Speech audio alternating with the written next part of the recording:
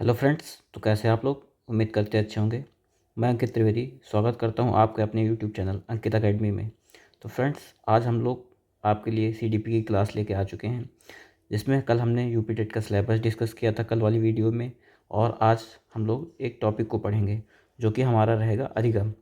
और उस टॉपिक के बारे में अभी पहले हम लोग थ्योरी की क्लास कर लेते हैं, फिर उससे रिलेटेड जितने भी क्वेश्चंस होंगे उनको प्रैक्टिस करेंगे। तो इस वीडियो में आज हम सबसे पहले अधिगम के बारे में जानेंगे। आइए शुरू करते हैं। तो बेसिकली अधिगम होता क्या है। अधिगम यानी कि सीखना या फिर लर्न करना। अधिगम का अर्थ क्या है। प्रत्येक मनुष्य प्रतिदिन अपने जीवन में नए नए अनुभव एकत्र कर व्यवहार में वृद्धि तथा संशोधन करते हैं। ये अनुभव तथा इनका उपयोग ही सीखना या अधिगम कहलाता है। यानी हम कह सकते हैं जो कुछ भी हम अपने नए नए अनुभवों से अपने व्यवहार में जो कुछ भी ग्रोथ करते हैं, वृद्धि करते हैं या उसमें कुछ सुधार करते हैं, वो सब सारी चीज़ें क्या हैं, हमारा सीखना है। भाई सीखना क्या है। सीखना बेसिकली एक प्रक्रिया है जो कि जीवन पर्यंत चलती रहती है। हम कभी ना कभी अपने दैनिक जीवन में कुछ ना कुछ सीखते रहते हैं, चाहे वो पढ़ाई में हो, कोई टॉपिक नहीं समझ में आ रहा उसको सीखने का प्रयास करते हैं, या फिर कोई नई चीज़ हो, कोई अच्छी आदत कोई बुरी आदत को नहीं सीखेंगे। वहीं पे जो अच्छी आदत होंगी उनको हम सीखने का प्रयास करेंगे। वहीं पे जब बात करें जैसे बुरी आदत है तो उसमें उसको तो सीखना नहीं है। बट जैसे यहाँ पे एक शब्द आया कि संशोधन करते हैं, तो यानी कि कोई व्यक्ति है उससे कुछ तुम सीख रहे हो तो उसमें कुछ अच्छी बातें भी होंगी तो निगेटिव भी होगा उसके अंदर कुछ ना कुछ। तो वहाँ पे हमें अपनी ज़रूरत के हिसाब से चीज़ों को ले लेना है उससे, जो कि अच्छा हो।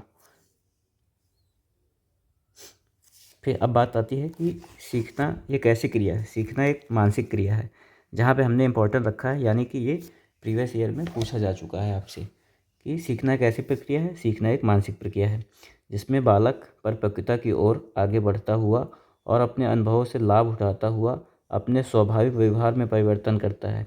यानी कि हम कह सकते हैं कि सीखना क्या है, हमारे व्यवहार में जो परिवर्तन होता है वही हमारा सीखना है। ये एक स्वाभाविक परिवर्तन होता है, ये अपने आप होता है। अब बात आती है किसी भी ज्ञान, अनुभवों या परिस्थिति के अनुसार व्यवहार में स्थायी परिवर्तन ही क्या है, अधिगम है। यानी हम कह सकते हैं कि जो हमारे व्यवहार में स्थायी परिवर्तन होता है वही हमारा क्या है, अधिगम है।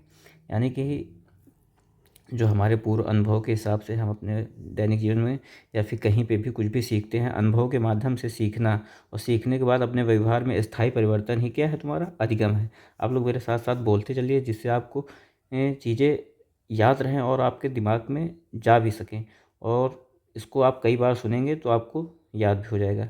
ऐसे ऐसा सोचने वाली बात है कि अधिगम है क्या। यानी कि हम कह सकते हैं कि जो हमारे पूर्व अनुभव होते हैं या कुछ नए नए अनुभव होते हैं, उन अनुभवों के माध्यम से जो हमारे व्यवहार में परिवर्तन आता है वही क्या है, वही अधिगम है। यानी कि वही हमारा लर्निंग है। अब एग्जाम्पल कैसे समझते हैं कि जैसे एक छोटा बालक है, छोटे बालक ने आग को छुआ तो उसे पहला अनुभव हुआ, लेकिन अब वही दूसरी बार नहीं करेगा। उसने आग को छुआ तो वो जल गया, अब उसे एक अनुभव प्राप्त हुआ, यार ये आग है, आग को अगर छुएंगे तो हम जल जाएंगे, तो वो दोबारा ऐसी गलती नहीं करेगा।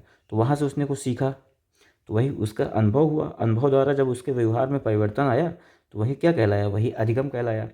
अब यहाँ पे हमने नोट बना के दे रखा है कि सीखना क्या है, चेंज इन KB2। ये याद करने का ट्रिक है। के से नॉलेज, बी से बिहेवियर एंड बी से बिलीफ, यानी कि विश्वास।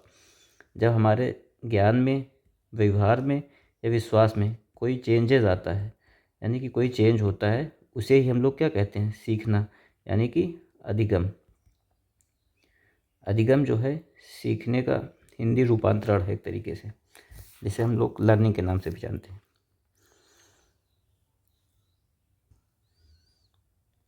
फ्रेंड्स, अब हम लोग कुछ मनोवैज्ञानिक परिभाषाएं देख लेते हैं जो कि अलग अलग अलग मनोवैज्ञानिकों ने सीखने की परिभाषाएं दी हैं, जो कि हमारी यूपी टेट एग्ज़ाम में अक्सर पूछा जाता है। ये बहुत ही इंपॉर्टेंट है, इनको आपको याद करना है। नहीं हो पाती याद तो आप इस वीडियो को कई बार सुनिए, और क्योंकि याद करना अल्टीमेटली याद करना ही करना है, इंपॉर्टेंट ही है। आप मेरे साथ दोहराते चलिए तो आपको चीज़ें याद हो जाएंगी। और एक दो की मैं ट्रिक भी बता दूंगा, वो भी उससे भी आप याद कर सकते हैं। तो पहले हमारे मनोवैज्ञानिक हैं वुडवर्थ ने। वुडवर्थ ने क्या कहा कि सीखना विकास की प्रक्रिया है। यानी कि जो सीखना है वो एक विकास की प्रक्रिया है। यानी कि जैसे जैसे हमारा विकास होता है वैसे वैसे हम कुछ ना कुछ चीज़ें सीखते रहते हैं। और इन्होंने ये बात कही दूसरी इम्पॉर्टेंट है कि अधिगम नवीन ज्ञान और नवीन प्रतिक्रियाओं यानी अनुक्रियाओं को प्राप्त करने की प्रक्रिया ही क्या है, अधिगम है। यानी हम कह सकते हैं अधिगम नवीन ज्ञान एवं नवीन प्रतिक्रियाओं को प्राप्त करना ही क्या है, अधिगम है। जो कुछ भी हम नया ज्ञान सीखते हैं या जब ज्ञान सीखते हैं उससे जो हम अलग अलग अनुक्रियाएँ करते हैं किसी चीज़ को सीखने के लिए, उसको प्राप्त करना ही क्या है, अधिगम है। अब स्किनर ने हमारा क्या कहा, स्किनर ने हमारे कहा है कि सीखना व्यवहार में उत्तरोत्तर सामंजस्य की प्रक्रिया है। अगर बात की जाए कि उत्तरोत्तर सामंजस्य की प्रक्रिया किसने कहा, तो वो हमारे स्किनर साहब ने कहा। तो याद होना चाहिए, स्किनर ने क्या किया, सीखना व्यवहार में उत्तरोत्तर सामंजस्य की प्रक्रिया है, यानी प्रोग्रेसिव बिहेवियर एडाप्टेशन। अगर बात की जाए तो किसने कहा, ये स्किनर ने कहा। आप लोग इसको याद करिए। स्किनर ने क्या कहा, सीखना व्यवहार में उत्तरोत्तर सामंजस्य की प्रक्रिया है, यानी कि एडाप्टेशन की प्रोसेस है। वहीं पे अगले मनोवैज्ञानिक हैं गेट्स। गेट्स ने कहा जो सीखना है वो अनुभव और प्रशिक्षण द्वारा व्यवहार में परिवर्तन है। अनुभव और व्यवहार द्वारा जो हमारे व्यवहार, अनुभव और प्रशिक्षण द्वारा जो हमारे व्यवहार में परिवर्तन आता है वही हमारा क्या है, अधिगम है, यानी कि सीखना है। ये किसने कहा, गेट्स ने कहा। अब उसके बाद आता है जेपी गिलफोर्ड ने क्या कहा। गिलफोर्ड ने कहा व्यवहार के कारण व्यवहार में परिवर्तन ही क्या है, अधिगम है। जब हमारे व्यवहार के कारण ही किसी दूसरे के व्यवहार में परिवर्तन आता है तो वो तुम्हारा क्या हो जाएगा, वो हमारा अधिगम हो जाएगा। ये किसने कहा, गिलफोर्ड ने। अभी मैं आप लोगों को इन तीनों की छोटी छोटी एक ट्रिक बताता हूँ, उसको याद रखिएगा। पहले इसको कर लेते हैं, देख लेते हैं। क्रो ने क्या कहा। क्रो ने कहा कि सीखना आदतों, ज्ञान और अभिव्यक्तियों का अर्जन है। क्रो ने क्या कहा, सीखना जो है वो हमारी आदतों का, ज्ञान का और अभिव्यक्तियों का क्या है, अर्जन है। यानी कि जो हम कुछ सीखते हैं वो उसमें हमारी आदतें होती हैं, ज्ञान होता है और अभिव्यक्तियाँ होती हैं। इन सब का जो अर्जित रूप होता है वही हमारा सीखना है, यानी कि अधिगम है। फिर हिलगार्ड ने कहा सीखना वह प्रक्रिया है जिसमें अभ्यास अथवा प्रशिक्षण द्वारा व्यवहार में परिवर्तन होता है। यानी कि अभ्यास और प्रशिक्षण द्वारा व्यवहार में परिवर्तन होता है, वो क्या है, सीखना है। कुल मिला के अधिगम वही है जो हमारे पूर्व अनुभव हैं, उन अनुभवों के द्वारा जो हमारे व्यवहार में परिवर्तन होता है वही हमारा क्या हो जाता है, अधिगम हो जाता है। और ये परिवर्तन कैसा होता है, स्थायी होता है। ये एक कैसी क्रिया है, अधिगम एक मानसिक क्रिया है जो पूछा गया है। हमने देखिए यहाँ पे इम्पोर्टेंट लिख रखा है, तो यानी इम्पोर्टेंट में इसमें ये पूछा गया है व्यवहार के कारण व्यवहार में परिवर्तन ही क्या है, अधिगम है। किसने कहा, जेबी गिलफोर्ड ने कहा। अब इसको थोड़ा सा समझते हैं कि कैसे याद कर सकते हैं। अब देखो, जैसे गेट्स है, गेट में हमें क्या आता है, जैसे याद करने के लिए हम लोग थोड़ा सा ट्रिक का यूज़ करें तो जो भूल भुलैया आपने देखी होगी, तो भूल भुलैया में बहुत सारे गेट रहते हैं, सब एक जैसे होते हैं। तो उसमें अगर कोई व्यक्ति, अगर हमें जाना है, सारी चीज़ें विज़िट करनी है, तो हमें नहीं पता होगा, तो उसके लिए हमें एक प्रशिक्षित व्यक्ति चाहिए जो वहाँ के बारे में सब कुछ जाने। तो वहाँ से जब बात की जाएगी अधिगम की परिभाषा में अनुभव और प्रशिक्षण द्वारा व्यवहार में परिवर्तन आएगा, तो वो कैसा हो जाएगा, वो अनुभव और प्रशिक्षण द्वारा व्यवहार में परिवर्तन होगा, तो वो क्या होगा, अधिगम होगा। और ये किसने बताया है, गेट्स ने बताया है, सॉरी गिलफोर्ड नहीं, गेट्स ने बताया है। व्यवहार, देखो भूल भुलैया में बहुत सारे गेट होते हैं, ठीक है। अब इसको, इस गेटों को तक ले जाने के लिए गाइड की ज़रूरत चाहिए। जो गाइड होगा वो वेल प्रशिक्षित होगा, अच्छे से प्रशिक्षण उसने लिया होगा, तभी वो जाके हमें सिखा पाएगा या दिखा पाएगा।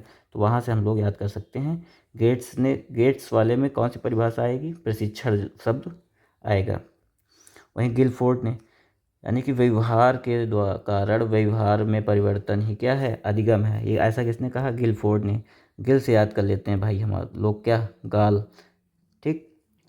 अब जैसे किसी ने, दो व्यक्ति हैं, इसने इसके गाल में एक चांटा मारा और फिर इसने इसके गाल में चांटा मार दिया। तो यानी जब इसने इसके गाल में चांटा मारा तो इसके व्यवहार में परिवर्तन हुआ और फिर वापस इसने इसके गाल पे चांटा, तो हम कह सकते हैं यहाँ से कि व्यवहार के कारण व्यवहार में परिवर्तन ही क्या है, अधिगम है। ये किसने कहा, ये जेबी गिलफोर्ड ने कहा। फिलहाल आपको याद करना ही पड़ेगा, इसका कोई उपाय नहीं। इसको कई बार जब आप पढ़ेंगे तो चीज़ें याद हो जाएंगी। जो कुछ इंपॉर्टेंट है हमने बता दिया है। ये पूछी सब गई नहीं है किसी न किसी एग्ज़ाम में, बट ये वाली यूपीटेड में पूछी गई थी, इसलिए हमने यहाँ पे इंपॉर्टेंट लिख दिया है। व्यवहार के कारण व्यवहार में परिवर्तन ही क्या है, अधिगम है। अब एडविन रे गुथरी ने अधिगम की क्या परिभाषा दी है, देखते हैं। अधिगम किसी परिस्थिति में भिन्न ढंग से कार्य करने की क्षमता है जो परिस्थिति के अनुसार पूर्व अनुभव के कारण आती है। अब किसी परिस्थिति को हम सीख रहे हैं, जो हमारे पुराने अनुभव होंगे उन्हीं के माध्यम से ही हम कुछ ना कुछ सीखेंगे, तो वही क्या हमारा हो जाएगा, अधिगम हो जाएगा। ये गुथरी ने कहा है। वही क्रॉनबैक ने क्या कहा कि जो अनुभव के परिणाम स्वरूप व्यवहार में परिवर्तन ही क्या है, अधिगम है। यानी कि हमारे जितने भी जीवन में अनुभव होते रहते हैं उसका रिजल्ट ही क्या है, जो हमारे व्यवहार में परिवर्तन आता है उसका रिजल्ट ही है किसका, अधिगम का। सिंपल। अनुभव के परिणाम स्वरूप व्यवहार में परिवर्तन क्या है, अधिगम है। यानी कि जो हमारे अनुभव होते हैं इनके माध्यम से हमारे व्यवहार में जो स्थायी रूप से परिवर्तन आता है, हमारा वही क्या है, अधिगम है। अब बात करते हैं अधिगम की विशेषताओं के बारे में।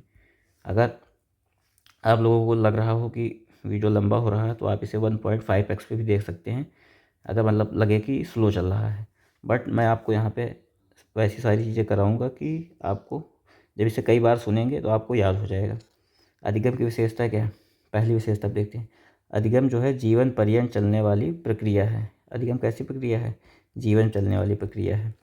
जन्म से मृत्यु तक चलने वाली प्रक्रिया है। यानी कि ये जन्म से लेके मृत्यु तक चलती है। कैसी प्रक्रिया है, हमेशा जीवन पर्यंत चलने वाली प्रक्रिया है।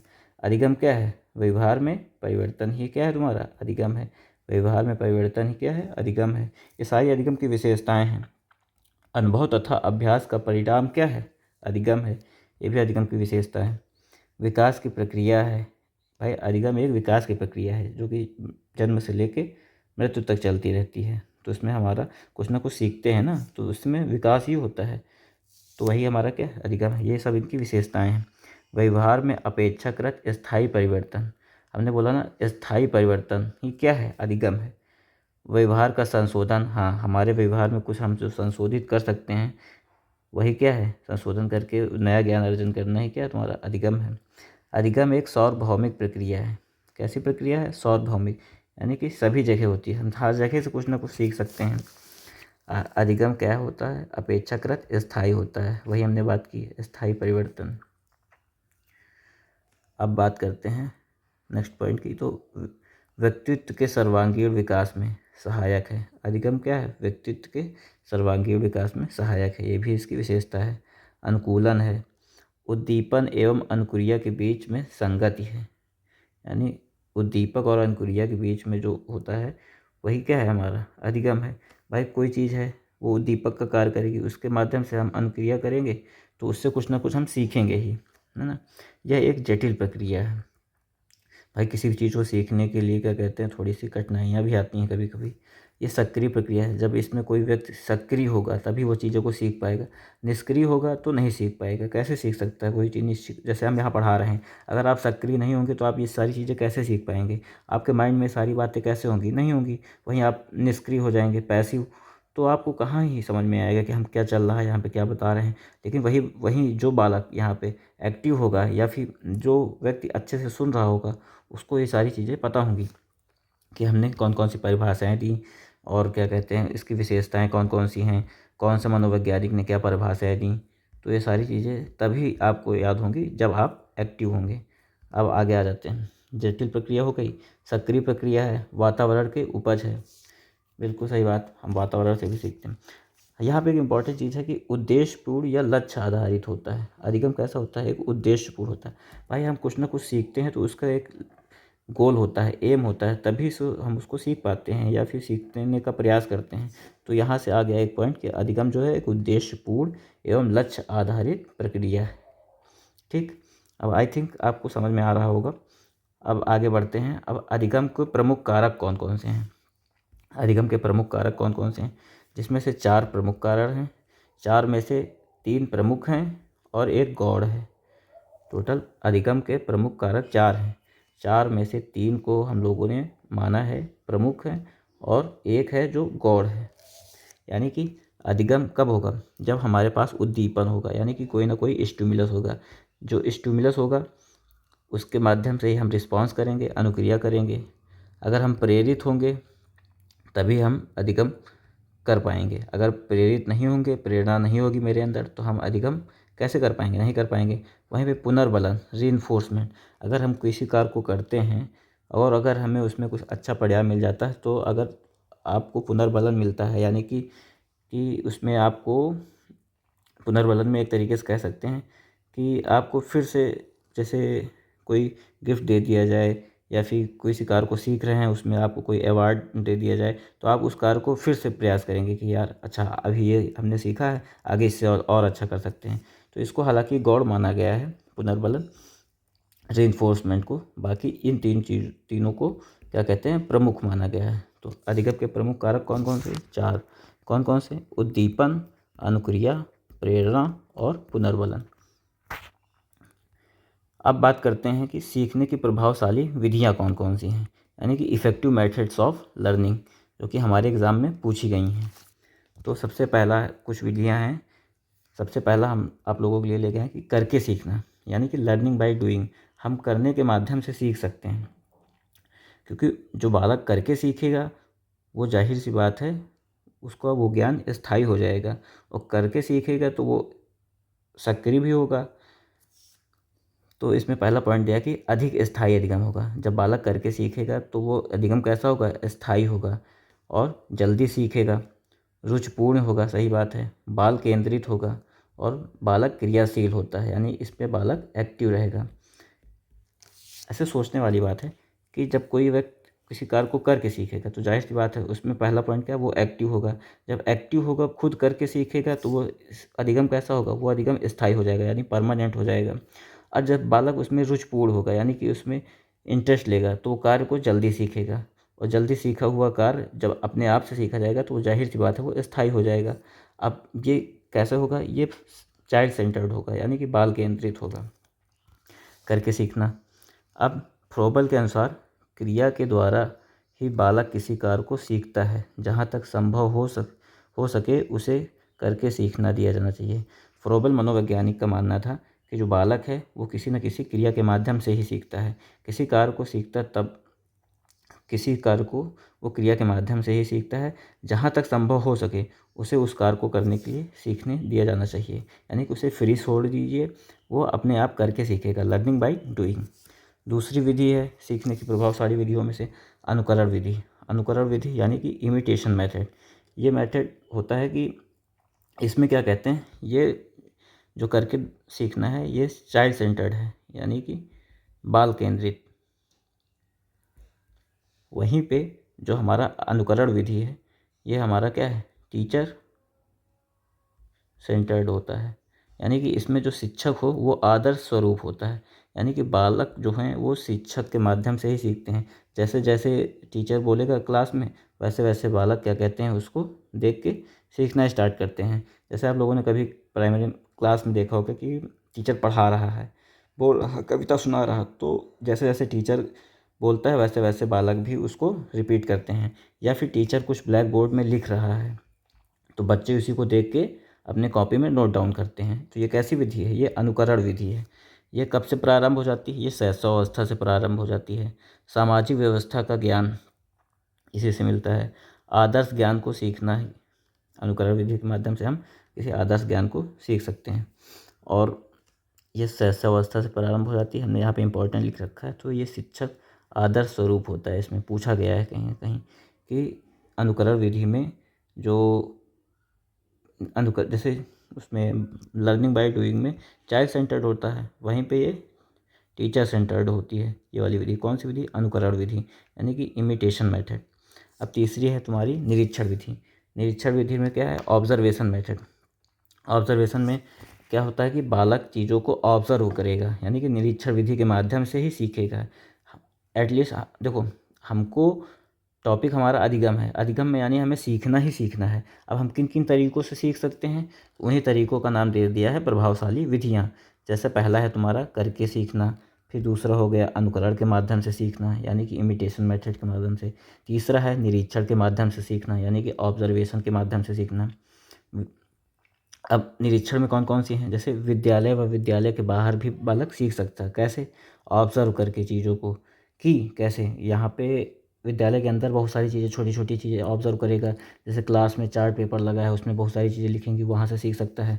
प्रभावशाली तथा व्यापक विधि होती है, और क्लासरूम के बाहर भी सीख सकता है, यानी बाहर हमारे समाज से सीख सकता है कुछ ना कुछ ऑब्जर्वेशन। जैसे हिस्टोरिक प्लेस कोई है, आप वहाँ जाएगा बालक को लेके, अगर आप जाएंगे तो बालक वहाँ कैसे सीखेगा, वहाँ पे चीज़ों को देख के सीखेगा, वहाँ से कुछ ना कुछ सीखेगा।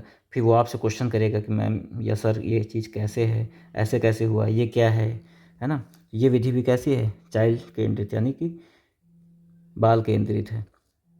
भूगोल शिक्षण में उपयोगी है, जैसे हम ज्योग्राफी पढ़ा रहे हैं तो उसमें ये हमारे लिए यूज़फुल हो जाएगी।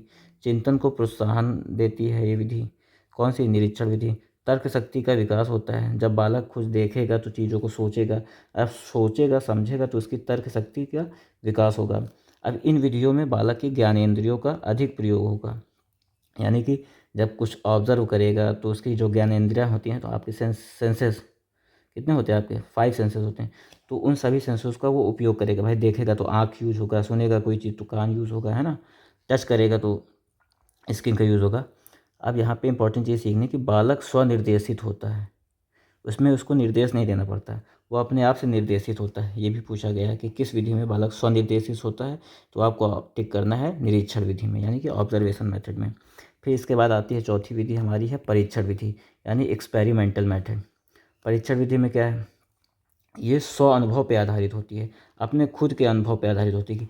जैसे नाम से ही क्लियर है कि एक्सपेरिमेंट हमें करना है। अब ये विधि जैसे बोला जाए कि ऑब्जर्वेशन विधि किस सब्जेक्ट के लिए उपयोगी है, तो ये हमारे एसएसटी के लिए यूज़फुल हो जाएगी, यानी कि इसमें भी बात करें तो ज्योग्राफी के लिए, है ना। वहीं पे अगर एक्सपेरिमेंट मेथड की बात करें कि ये किसके लिए उपयोगी है, तो नाम से ही हम लोगों ने साइंस के क्लासेस में एक्सपेरिमेंट किया है, जैसे कि फिजिक्स की हो गई, केमिस्ट्री की हो गई, तो हमने विज्ञान की क्लासेस में बहुत सारे प्रयोग किए हैं, तो वही परीक्षण किए हैं। तो एक्सपेरिमेंट मेथड किस में हो जाएगा, ये भी एक सीखने की विधि है, यानी कि स्व अनुभव पर आधारित होगी। बालक नई बातों को खोज करता है, सिद्धांत की सत्यता का मापन करता है। जैसे कोई सिद्धांत दिया, अब हमें पता करना है कि ये सिद्धांत सही है कि गलत है, तो उसे क्या, उसे जाके भाई हम लैब में प्रयोग कर लेंगे, टेस्ट कर लेंगे। अगर वो अपने पैमाने पे खरा उतरता है तो यानी कि सिद्धांत की सत्यता का मापन इससे किया जा सकता है, तो सही है। अगर नहीं उतरता उस पैमाने पे, तो हम मानेंगे कि ये जो सिद्धांत है सही नहीं है। तो इससे हमारे सिद्धांत की सत्यता का मापन होता है, वही चिंतन का विकास होता है इस विधि में, परीक्षण विधि में। अब कुछ हैं हमारी ये ऐसे हो गई, कौन कौन सी, जैसे करके सीखना हो गया, फिर तुम्हारा अनुकरण विधि हो गई, फिर निरीक्षण विधि आ गई, इसके बाद परीक्षण विधि हो गई। अब आती है सामूहिक विधि। ये सब इंडिविजुअली थी अभी तक जो थी, अब इसमें कुछ सामूहिक विधियाँ हैं जो कि इनके बारे में भी जानेंगे, और अलग अलग मनोवैज्ञानिकों ने इसकी मतलब प्रतिपादन किया है, उनको भी याद करेंगे, क्योंकि ये हमारे एग्ज़ाम में डायरेक्टली पूछा जाता है। जैसे सामूहिक विधियों में क्या है, ग्रुप मेथड, कि बालक को कई सारे ग्रुप में रख दिया जाएगा, अब उनसे वहाँ पे वो कुछ ना कुछ सीखते हैं। जैसे सामूहिक में एक प्रोजेक्ट विधि है, प्रोजेक्ट विधि को 2 पार्ट में बांटा गया, एक योजना विधि में और डाल्टन विधि में। योजना विधि के जन्मदाता कौन है, विलियम किलपैट्रिक। इंपॉर्टेंट लिखा है यहाँ पे, यानी कि ये एग्ज़ाम में पूछा गया है। अगर पूछा जाए कि प्रोजेक्ट विधि के जन्मदाता कौन है, विलियम किलपैट्रिक। सॉरी, योजना विधि के जन्मदाता कौन है, विलियम किलपैट्रिक। प्रोजेक्ट विधि के अंतर्गत 2 विधि आती, कौन, एक योजना विधि, वहीं एक डाल्टन विधि। डाल्टन विधि के जन्मदाता कौन है, हेलेन पार्क हस्ट। इन्होंने कहा कि कक्षा, नियम, समय सारणी आदि प्रतिबंध से रहित होना चाहिए। इन्होंने बताया जो सीखना है वो कक्षा, नियम, समय सारणी आदि प्रतिबंध से रहित होना चाहिए, मतलब किसी भी तरीके का कोई बाउंडेशन नहीं होना चाहिए, तब बालक अच्छे से सीख सकता है। किसने कहा है, हेलन पार्क हर्स्ट ने। किस विधि में, डाल्टन विधि के माध्यम से। वहीं सामूहिक में दूसरी विधि सम्मेलन व विचार गोष्ठी है, तीसरी है समूह अधिगम विधि। तो पहली है प्रोजेक्ट विधि, दूसरी है सम्मेलन व विचार गोष्ठी, तीसरी है समूह अधिगम। जो प्रोजेक्ट विधि है इसमें 2 पार्ट हैं, योजना विधि, डाल्टन विधि। वहीं सम्मेलन में कहाँ कहाँ से कराया जा सकता है सम्मेलन व विचार गोष्ठी, महाविद्यालय में कराया जा सकता है, विश्वविद्यालय में, शोध स्थानों में प्रयुक्त है ऐसी विधि, है ना। वहीं समूह विधि में क्या, बालक खेल के माध्यम से सीख सकता है, अनेकों खेल के माध्यम से बालक सीख सकता है।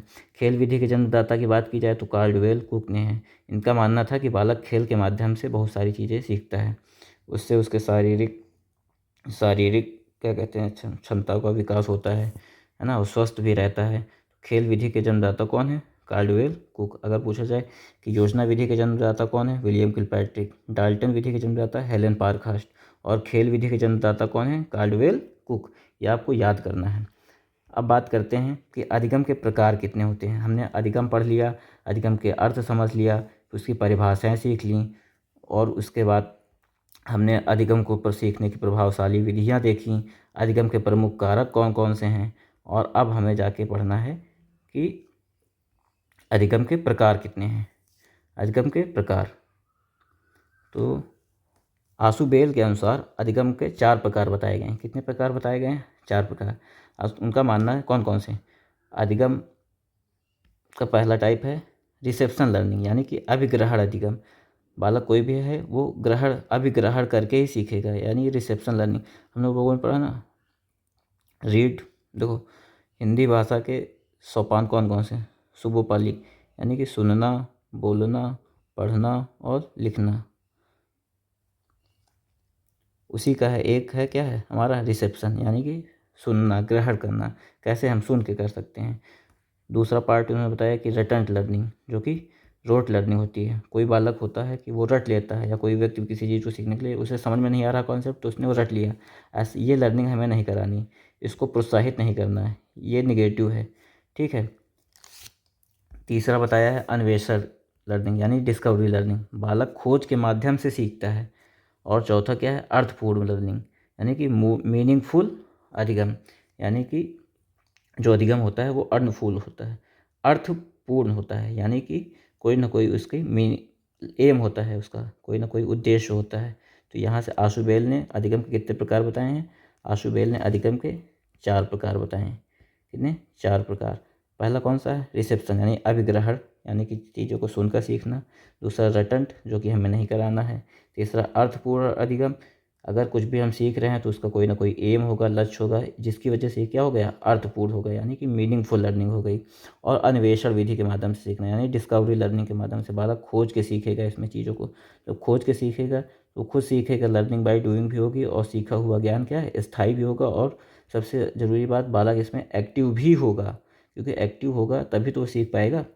एक बार पूछा गया कि यूपी टेट में जो अधिगम है आशुबेल के अनुसार, इनमें से कौन सा लर्निंग नहीं है, तो 4 ऑप्शन दे देगा, एक नहीं देगा, कोई भी दे दिया, कुछ भी ऑप्शन दे दिया, उसमें से एक दे दिया भी अर्थपूर्ण अधिगम, बाकी कुछ 3 और दे दिया। पूछ लेगा इनमें से कौन सा है या कौन सा नहीं है, तो आपको यहाँ पे बताना रहेगा। तो फ्रेंड्स, आज अब वीडियो ज़्यादा लंबा हो रहा है, इसलिए अब हम आज की क्लास को यहीं रखते हैं। कल हम लोग पढ़ेंगे रॉबर्ट गैने का अधिगम सोपान की, और वहीं पे अधिगम वक्र और पठार के बारे में पढ़ेंगे। तो बेसिकली आज के लिए इतना ही है। आप लोग इसको पढ़िएगा, इसको कई बार सुनिएगा, 1.5x पे, 2x पे भी सुन सकते हैं। अगर आपको लगे कि ये वीडियो स्लो चल रहा है या धीरे चल रहा है, मैंने आपको समझाने की पूरी कोशिश की है। बेसिकली इसमें यूपी टेट में फैक्ट चीज़ें हैं, इनको ज़्यादा से ज़्यादा आप सुनिए, याद कीजिए, तभी आपको अच्छे से टॉपिक तैयार हो पाएगा। मैं इनके क्वेश्चंस भी कराऊंगा, एक बार टॉपिक को फिनिश कर लेते हैं, उसके बाद इनके 100 या 50 क्वेश्चन जितने भी बनेंगे, अच्छे अच्छे इंपॉर्टेंट 30 या 50 क्वेश्चन हम कराएंगे प्रैक्टिस के साथ। वहाँ से भी चीज़ें आपको तैयार हो जाएंगी। अगर आपको हमारा वीडियो अच्छा लगा हो तो चैनल को सब्सक्राइब कर दीजिए, वीडियो को लाइक कर दीजिए, और अपने फ्रेंड्स में शेयर कर दीजिए। तो मिलते हैं किसी अगले वीडियो में फ्रेंड्स, तब तक के लिए बाय बाय। जय हिंद, जय भारत।